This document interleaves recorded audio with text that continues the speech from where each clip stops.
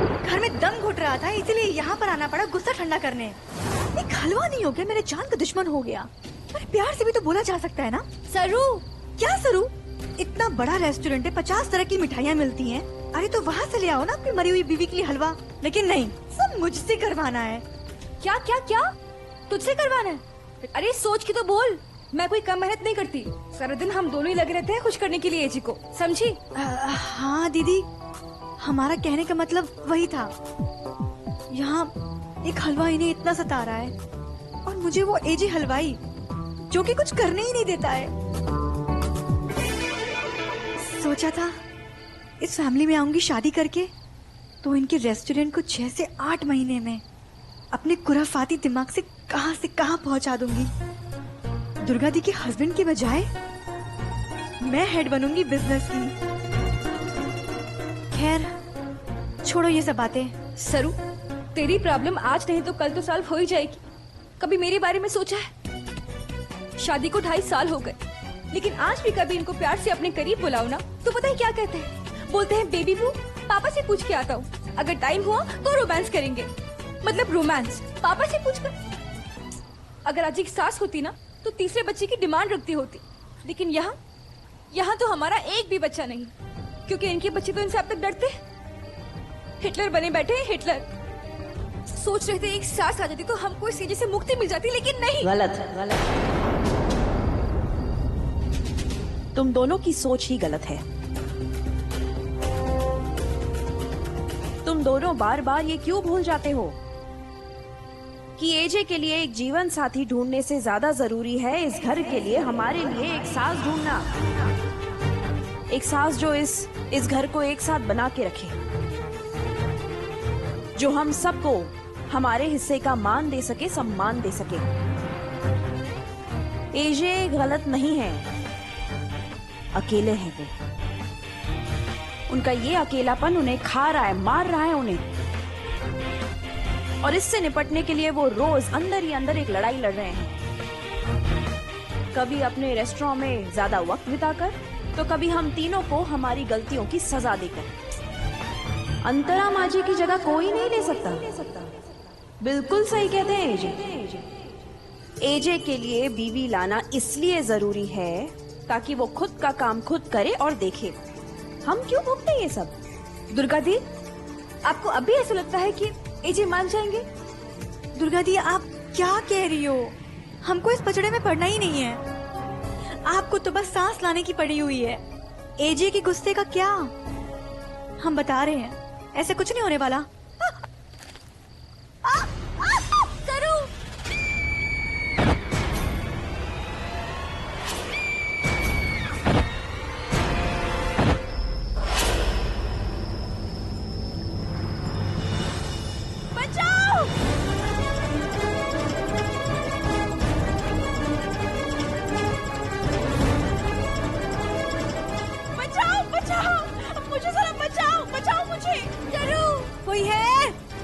कोई है ऊपर? बचाओ! सरू, मैं गिर रही हूँ, बचाओ! क्या दीदी, आपने तो लटका ही दिया ना। अब तो सांस भी गई और सांस भी। अरे पहले तुम गिरी या मैं? अरे आप लोग चुप करो। और सरू तू सुन, अपने एमपी दिमाग लगा और बचाओ हमको यहाँ से। हाँ। अरे तुम दोनों घबराओ मत, भगवान किसी न किसी को तो भेज ही देगा। हाथ दीजिए अपना।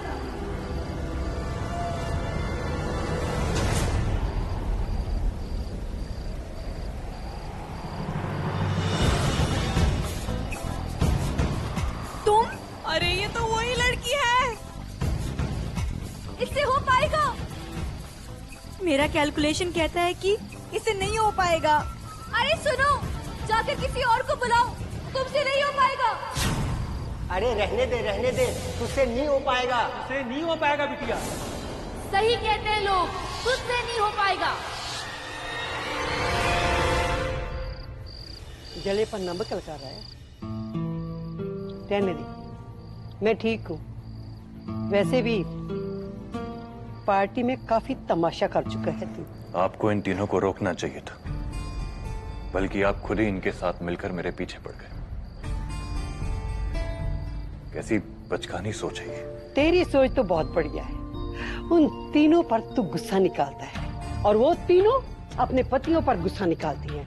बस यही होता रहेगा इस घर में। गेलिया,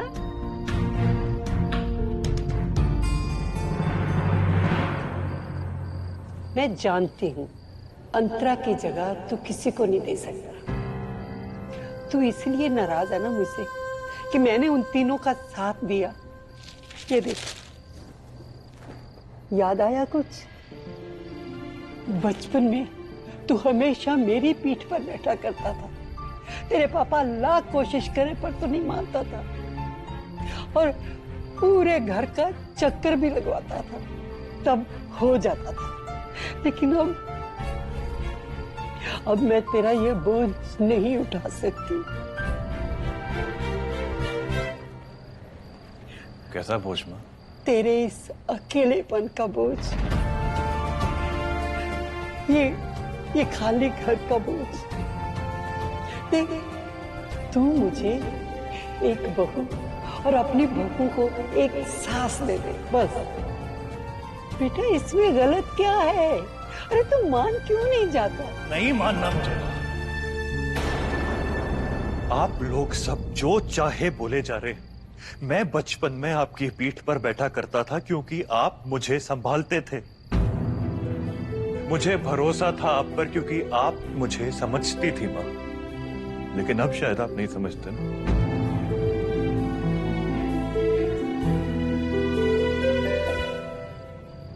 मैं तुझे आज भी अच्छी तरह समझती हूँ बेटा, इसलिए कहती हूँ कि शादी करने में कुछ गलत नहीं है। ये जो तेरी बहुएं हैं ना, अगर तेरे लिए इतना परेशान होती हैं तो इनकी सोच की इज्जत कर बेटा। पर तू है, जब देखो मुंह उठाकर उन पर फटकार लगा देता है। गलत है ये। आपका ये अकेलापन दूर करने के लिए हमें एक अच्छी सी सांस दे दीजिए प्लीज।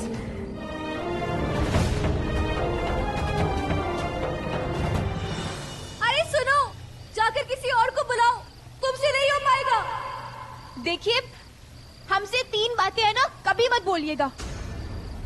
पहली कि हमसे कुछ नहीं हो पाएगा, दूसरी कि हमसे कुछ नहीं हो पाएगा, और तीसरी कि हमसे कुछ नहीं हो पाएगा, क्योंकि हमसे सब हो पाएगा, सब। अब हाथ दीजिए अपना।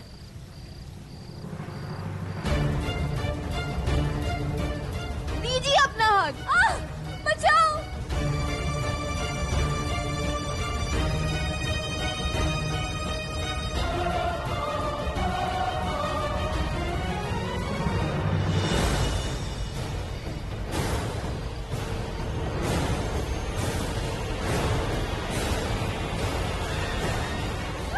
गिर गए।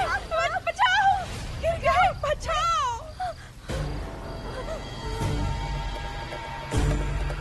हमने कहा था ना तुमसे नहीं हो पाएगा। जाओ, तुमसे नहीं हो पाएगा, किसी और को बुलाओ।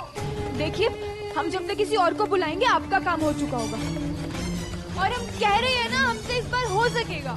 अब आप हाथ दीजिए अपना।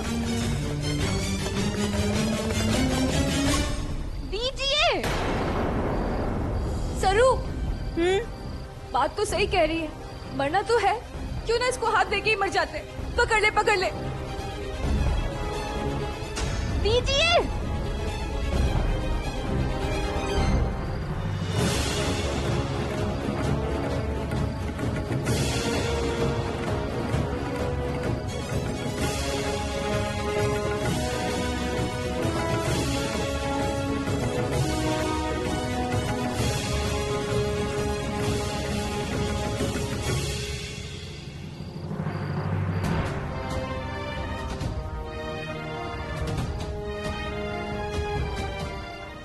लगा नहीं था ये लड़की हमारी जान बचा पाएगी।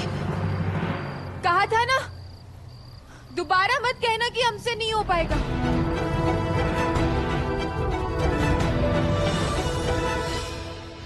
नहीं होगा, ये कभी नहीं होगा अंतरा। जो ये लोग चाहते वो कभी नहीं।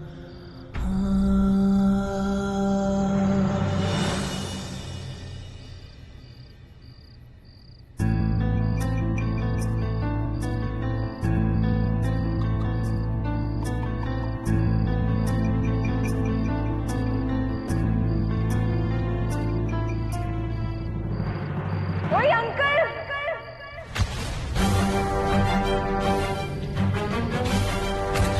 वो लड़की, I just hate her. Party में जो तुमने कलेश किया और जो एजे के साथ किया, उसके बाद हमें लगा नहीं था कि हम तुम्हें धन्यवाद कहेंगे, पर जिस बहादुरी के साथ आज तुमने हमारी जान बचाई है उसके लिए बहुत दुर्गादीप, बहुत। ये देखिए केले का छिलका, हम इस पर फिसले थे। कितने गवार लोग होते हैं ना, कोई यहाँ फेंकता है खा के क्या? इनके माँ बाप ने कुछ सिखाया हो तो ना। हमारे माँ बाप पर मत जाइए। माँ बाप ने हमें बहुत मैनर्स सिखाए हैं। हमने केला खाया था, उस समय हमारा मूड ऑफ था। मूड ऑफ की वजह से हमने छिलका यहाँ फेंक दिया होगा, वरना सफाई का बहुत ध्यान रखते हैं हम। मतलब ये केले का छिलका तुमने फेंका? हाँ, अभी बताया ना सच सच। असल में ना हमारी ही गलती है कि हमसे झूठ बोला ही नहीं जाता। हमारी मम्मी भी ना हमें राजा हरिश्चंद्र का फीमेल वर्जन बताती है। गुड्डन तुमसे ना हो पाएगा के बाद। बिल्कुल सही कहती है तुम्हारी माँ। तुमसे पहली बार मिलकर ही पता चल गया था कि कैसी लापरवाह किस्म की लड़की हो तुम। उनकी भी तो यही टेंशन होगी ना। जो लड़की खुद को नहीं संभाल सकती, वो शादी के बाद किसी और का घर क्या संभालेगी? और क्या, जब से तुम्हारी शक्ल देखी है 7:30 शुरू हो गई है। अभी अगर गिर जाते ना तो 206 की बजाय 1760 हड्डियां टूट जाती तुम्हारी ये 2 पैसे के केले के छिलके के चक्कर में। तुम्हारा कुछ न कर पाना ना तुम्हें और तुम्हारे परिवार को मुबारक हो। आज तो तुमने शक्ल दिखा दी है, आइंदा कभी मत दिखाना। बड़ी आई।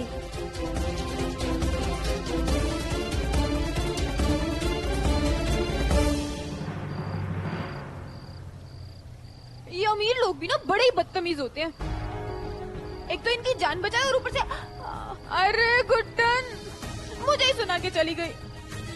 मुझे भी कोई शौक नहीं है तुम्हें अपना चेहरा दिखाने का।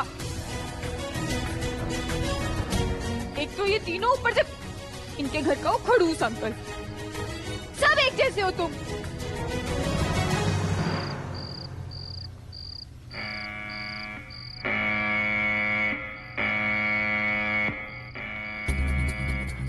एजे ने बुलाया है। उठिए उठिए उठिए, एजे ने बुलाया है।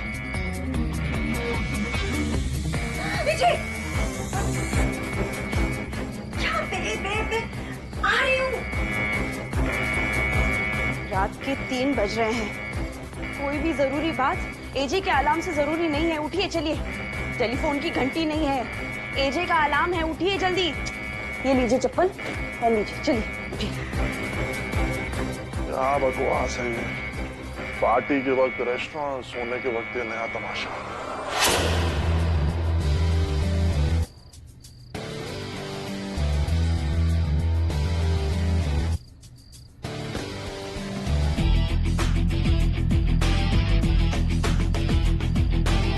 वरदान कहाँ है? एजी वो तो मेरे दिल में, मेरा मतलब। जी आया पापा, आया आया आया।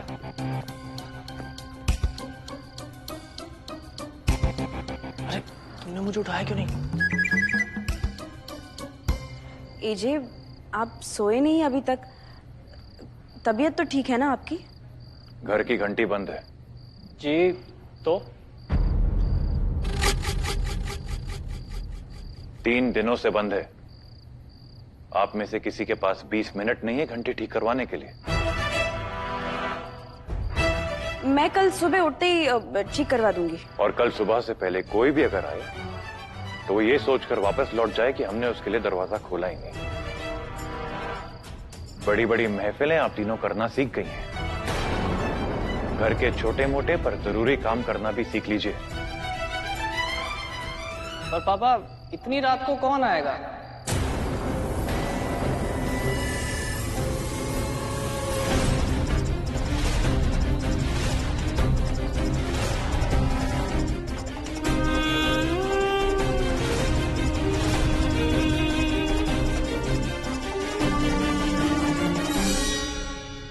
जब तक घर की घंटी ठीक नहीं हो जाती किशोर और वरदान पहरा देंगे, डोरबेल का काम करेंगे।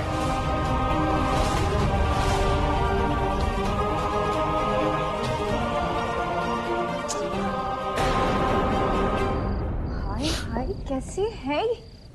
पहले तो इतना काम कराते कि पति टाइम पर घर पे ना आ पाए, और जब आते तो चैन से सो भी नहीं सके।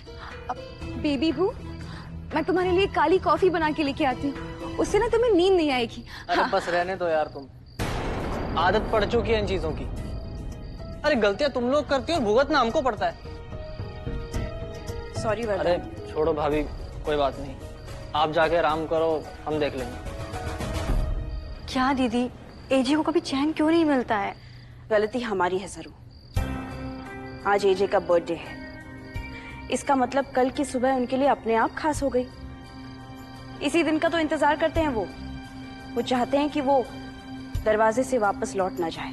अच्छा अच्छा अच्छा अच्छा, अब समझ में आया। कल तो इसी की सांस आने वाली है ना, वो क्या कहते हैं, ऑक्सीजन। हाँ, कल का दिन तो बहुत खास है एजे के लिए। एक अलग इतिहास रचने वाला है कल का दिन, और ये बात तो तय है।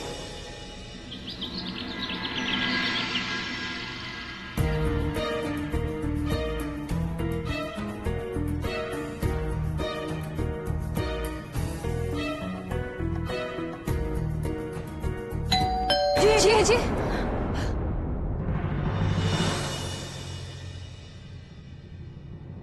दरवाजे की घंटी ठीक हो गई है एजे। दुर्गा बहू, मेरे लिए अगर कुछ भी आता है तो मुझे इन्फॉर्म कर देना। जी, मैं आपको खबर कर दूंगी। एजे,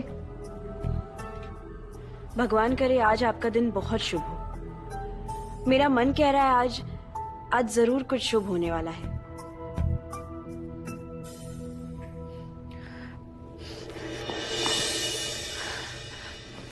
एक बात तो साफ है, जब भी ये मरेंगे ना, तो या तो इनका एक्सीडेंट होगा या फिर इनका मर्डर, क्योंकि दिल का दौरा तो इनको पड़ ही नहीं सकता। दिल के दौरे के लिए दिल का होना जरूरी होता है ना। मतलब एक बार प्यार से झूठ मूठ लाड़ दिखा के पूछ लेते हम यहाँ क्या कर, या हम रात भर से सोए हैं कि नहीं सोए। लेकिन लक्ष्मी दी, ये क्या हमारा ख्याल करेंगे?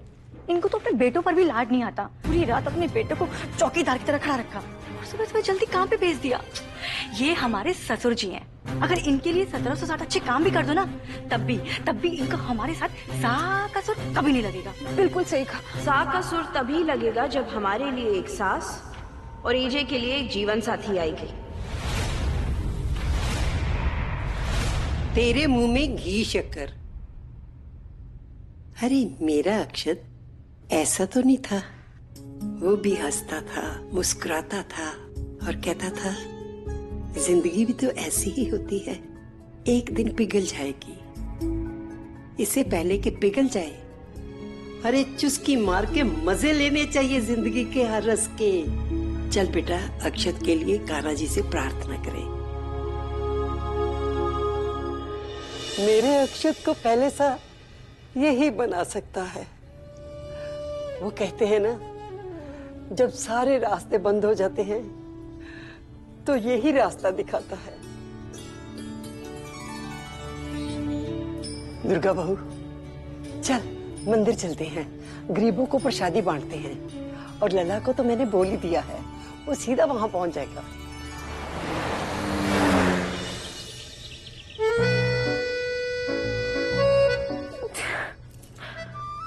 दी, ये क्या कारनामा करके आ रहे हो सुबह सुबह? चुटकी, मेरा ना बहुत दिमाग खराब हो रखा है। तू अरे लेकिन हुआ क्या? होना क्या था? तूने क्या बोला? गुड्डन दी, आपसे तो सब हो सकता है। मैंने सोचा आज अच्छा दिन है, जन्माष्टमी का दिन है। मंदिर जाती हूँ और कान्हा जी को माखन चखा कर आती हूँ। फिर जैसे ही मैं मंदिर की सीढ़ियाँ चढ़ के ऊपर पहुँची, मैंने देखा घंटी तो इतनी ऊपर है, हाथ ही नहीं पहुँच रहा था। समझ ही नहीं आ रहा था कि बजाऊं कैसे। फिर मेरी नजर पड़ी एक स्टूल पर, फिर मैं उस पर चढ़ी घंटी बजाने, और तभी मुझ पर पंडित जी की नजर पड़ी और पंडित जी ने बोला, तुम्हारा दिन बहुत ही शुभ जाएगा गुड्डन बिटिया।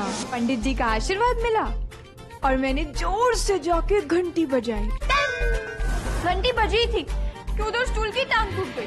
मेरा बैलेंस बिगड़ा और मैं जोर से चिल्लाई। और मेरे चिल्लाने से पता है किसकी पूजा खराब हो गई? उस अंकल की। वो वहां अपनी तीनों बहुओं के साथ आया हुआ था। फिर क्या, मुझे ज्ञान देने लगा। दिखाई नहीं देता क्या? मंदिर है, कोई डिस्को नहीं। ऐसी कोई चिल्लाता है क्या यहाँ?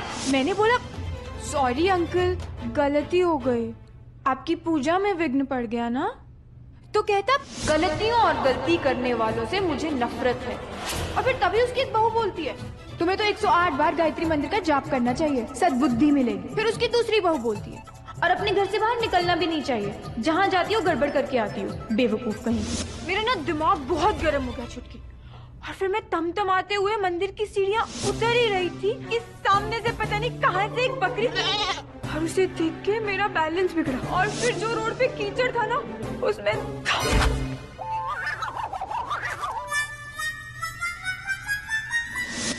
बस करो दी। अच्छा, आप नहा धो के कपड़े बदल लीजिए, फिर हम दोनों जाके माखन खिलाएंगे, ठीक है? हाँ, और वैसे भी मुझे कहीं जाना है, फिर मैं तैयार हो जाती हूँ। कहाँ? आके बताते हैं। दी, आपसे हर चीज गलत होती है जानती हूँ, लेकिन आज ऐसी फीलिंग आ रही है कि आपकी लाइफ में कुछ खास होने वाला है। इसमें थोड़ा काला नमक ऐड करो, फ्लेवर्स और अच्छे से निकल के बाहर आएंगे।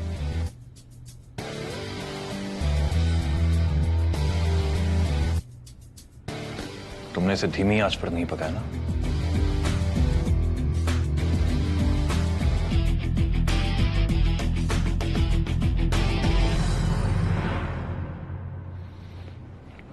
मीठा आज अच्छा बना है। शुक्रिया। ये बताइए, आप किससे मिलने जा रहे हो? बॉयफ्रेंड से मिलने? Boyfriend please. जिससे मैं मिलने जा रही हूँ किसी का बॉयफ्रेंड नहीं हो सकता है। तो अंकल, तो मुझे लगता है कि अपनी उम्र में भी खड़ूस ही रहा होगा। तेरे केक के पैसे लेने जा रही हूँ। पैसे? हाँ, पैसे। सुनो ना, छोड़ो ना, क्या करना वहाँ जाके? माँ ने बताया कैसे लोग हैं वहाँ पे, और आप जाओगे फिर कोई ना कोई पंगा हो जाएगा। अंकल के पास जाकर पैसे तो मैं लेकर रहूंगी, चाहे कुछ भी हो जाए। कोई जरूरत नहीं है ना वहाँ जाने की। कितना बोलती है ना तू। ये देख तू, कल रात तेरी बहन ने एक नई शुरुआत की है। ये कैसे हुआ? कल रात खाड़ी पर गई थी ना, वहाँ 3 लोगों की जान बचाई। थोड़ी देर के लिए मुझे लगा मुझसे नहीं हो पाएगा, मुझे किसी की मदद लेनी चाहिए, पर फिर मुझे तेरी बात याद आ गई। भले ही मुझे मुझ पे भरोसा हो या ना हो, पर मेरी छुटकी का तो मुझ पे भरोसा है ना। तो कैसे तोड़ देती वो चौलिया तीनों को? कौन 3 लोग? अरे वो उनके थे, वो सब छोड़। मुद्दे की बात ये है कि अब तेरी गुड्डन दी कुछ भी कर सकती है। एक एक करके ना सब ठीक कर देगी, और शुरुआत करेगी अपनी छुटकी के हाथ से। भाई अब चाहे खाओ या लगाओ, हमने तो केक डिलीवर किया था ना, और उस केक में तेरी मेहनत और पैसे दोनों लगे थे। तो तू यहीं रुक और तेरी गुड्डन दी तेरे हक के पैसे लेके आती है।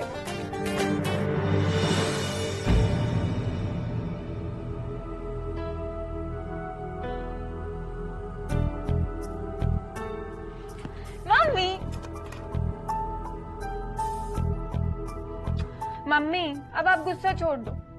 आई प्रॉमिस कि मैं आज के बाद आपको कभी ऐसा नहीं लगने दूंगी कि मुझसे नहीं हो पाएगा।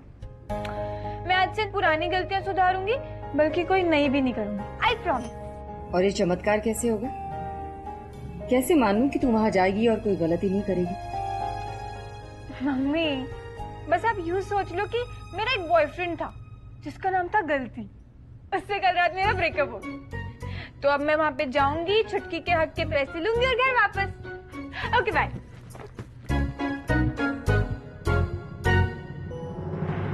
जिस दिन तू कुछ गड़बड़ ना करने का दावा करती है ना, उस दिन तो तू कोई गड़बड़ जरूर करती है। ना जाने किसकी शामत आई है आज।